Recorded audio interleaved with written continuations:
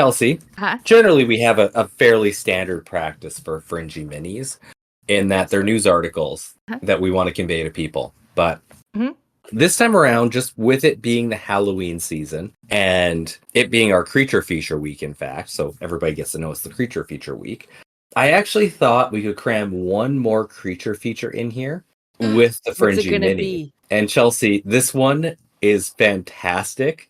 I don't want to give too much away other than it's a land whale. Land whale. A land whale. Okay. Can't be a new species. Mm-mm. Okay. No, and Chelsea, just prepare yourself for this because this is one of the most fantastic cryptids I have ever heard of. Oh, it's a cryptid. Okay. Yes. Okay. I'm trying to prepare. But you No. might as well just go ahead and tell me. I don't know if And I it's could called- ever be prepared. This is called the slide rock bolter. It's out of Colorado. And I'm going to be reading an article about it from wanderingwhaleroad.wordpress.com, written by Wandering Whale Road on October 12th, 2017. What a weird set of words you just put out Yes. there. Autumn is upon Wait, us. And so, 2017? yes. Okay, I thought it was recent. Okay. Autumn is let's upon do it. us, and so today we turn to the colorful forests of North America for our story of cetacean folklore. Landlocked Colorado is not the place that you'd think of when it comes to marine mammals. But in the early 20th century, American lumberjacks told all sorts of stories about fearsome critters. One of them was the slide rock bolter, a terrifying mountain whale. The tale of the slide rock bolter comes to us from William Thomas Cox, the state forester of Minnesota, who in 1910 published Fearsome Critters of the Lumberwoods, with a few desert and mountain beasts. In this collection of lumberjack tales from all over the United States, Cox detailed various creatures that workers in the logging industry imagined late at night in their shanties. The slide rock bolter story is set in southwestern Colorado. Cox worked with forester Court Dubois, who drew the illustration, and botanist George Bishop Sudworth, who Latin taxonomical names for the creature added to the work's tongue-in-cheek imitation of a field guide of the slide rock bolter. Cox wrote, "In the mountains of Colorado, where in summer the woods are becoming infested with tourists, much uneasiness has been caused by the presence of the slide rock bolter. This frightful animal lives only in the steepest mountain country where the slopes are greater than 45 degrees. It has immense head with small eyes and a mouth somewhat on the order of a sculpin, running back beyond its ears. The tail consists of a divider flipper with enormous grab hooks, which it fastens over the crest of the mountain or ridge, often remaining there motionless for days at a time, watching the gulch for tourists or any other hapless creature that may enter it. At the right moment, after sighting a tourist, it will lift its tail, thus loosening its hold on the mountain, and with its small eyes riveted on the poor unfortunate and drooling thin-skid grease from the corners of its mouth, which greatly accelerates its speeds. The bolter comes down like a toboggan, scooping its victims as it goes, its own impetus, carrying it up the next slope, where it again slaps its tail over the ridge and waits. Whole parties of tourists are reported to have been gulped at one scoop by taking parties far back into the hills. The animal is a menace not only to tourists but to the woods as well. Many a draw through spruce-covered slopes have been laid low, the trees being knocked out by the roots or mowed off as by a scythe where the bolter has crashed through from the peak above. Now, is that not the most amazing cryptid you've ever heard of, Chelsea? It pretty much is.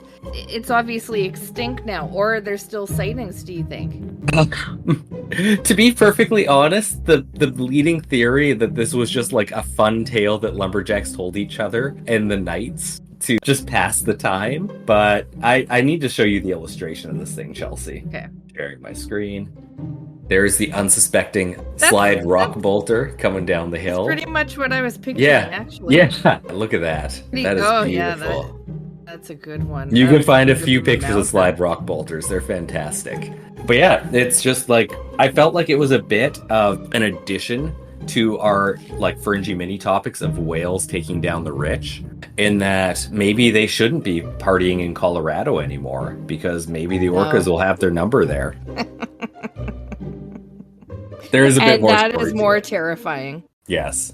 Like most creatures that lumberjacks told stories about, the slide rock bolter was probably conjured up late one night as part of the storytelling contest when seasoned campers competed to convince newcomers that fearsome critters lurked in the woods. Far away from the ocean, where any real station would swim, the form of a whale was likely chosen because of its great size and distinctive tail, which suits the peculiar behavior of this particular cryptid.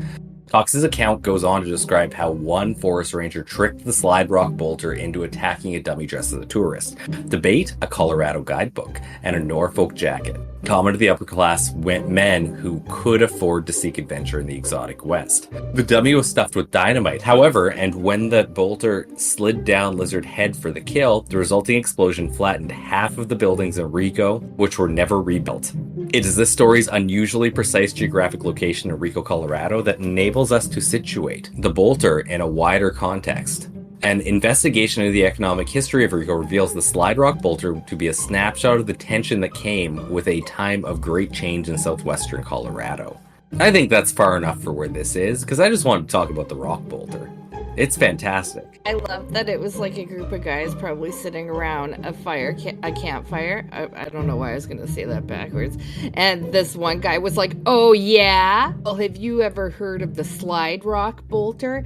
It's literally the biggest creature on the planet, and it couldn't just hide in plain sight because it's so gigantic. Well, that's its whole thing. Nobody's looking for a giant whale on a mountainside, so they're not going to notice. Yeah, because they wouldn't expect it there. So if you're not expecting it there, you're just not going to see it, no matter how large it is, even if it's larger than the mountain itself.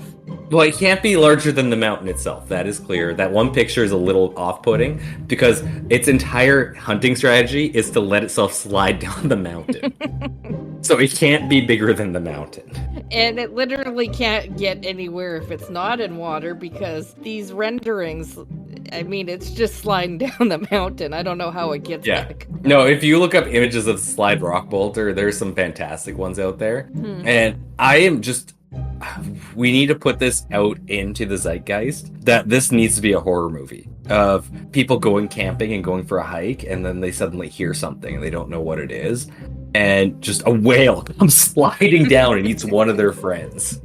No, it would have to eat a majority of them, and then one lucky person is not eaten. Well, no, tell the story. Importantly, Chelsea, two things. It needs to eat most of them, and also their camping gear.